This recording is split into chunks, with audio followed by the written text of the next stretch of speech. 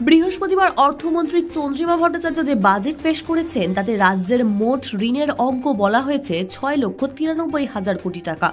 এক বছর আগে অর্থাৎ 2022 থেকে 23 অর্থ বছরে যার পরিমাণ ছিল 5,74,000 কোটি টাকা। রাজ্য সরকারের ঋণের বোঝা বেড়ে প্রায় 7 লক্ষ কোটি টাকা হতে চলেছে। কিন্তু একই সঙ্গে প্রশ্ন ছিল, বিপুল ধারের বোঝা চেপে থাকা এই টানাটানির সংসারে মমতা বন্দ্যোপাধ্যায় সরকার সেই টাকা জোগাড় করবে কোথা থেকে? বৃহস্পতিবার অর্থ দপ্তরের স্বাধীন দায়িত্বপ্রাপ্ত প্রতিমন্ত্রী চন্দ্রিমা ভট্টাচার্য এবারের রাজ্য বাজেট পেশ করার পরে সেই প্রশ্নই আরো জোরালোভাবে তুলতে শুরু করলো বিরোধী শিবির।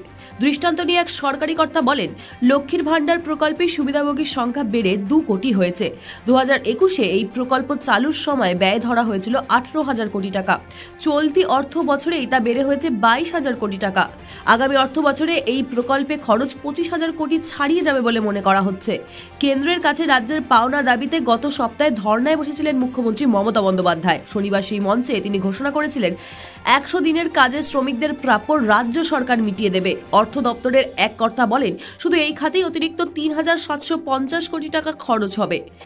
বিরোধী দলগুলি অবশ্য গোড়া থেকেই বলে আসছে, একের পর এক ভাতা চালু করে রাজ্য সরকার ভোটের লক্ষ্যে খয়রাতির রাস্তা নিয়েছে। ঋণের অঙ্ক বেড়ে চলায় তা পরিশোধ করতেই রাজ্যকে বিপুল খরচ করতে হচ্ছে। ফলে পরিকাঠামো খাতে ব্যয় দিন দিন কমছে, তার জেরে বেকারত্ব বাড়ছে।